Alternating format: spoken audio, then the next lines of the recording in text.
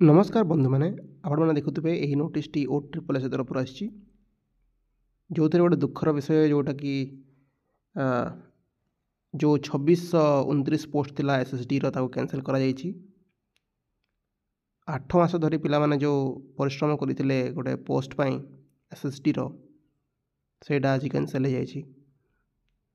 माने 2024 रे होई परिबनी, नेक्स्ट जदि बाहर ताहले 2025 रे पुणी थरे पोस्ट को बाहर करा जिवो, तापर जाई एग्जाम हो पारिबो।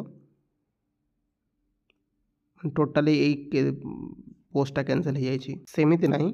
बाकी आउ थरे जदि पोस्टा बाहरिबो ताहले आउ थरे एग्जाम करा जिवो, माने OSSS एग्जाम करे पारलानी ताहले सेति पई 2024 रे एक पोस्टा पे कैंसल करा जायछि।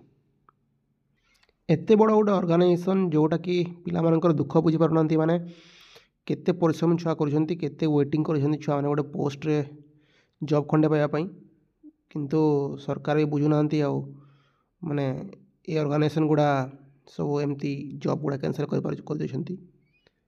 ए सब दुखर कथा। हो बंधुगण, देखा गोटे अन्य वीडियो रे। Stay connect.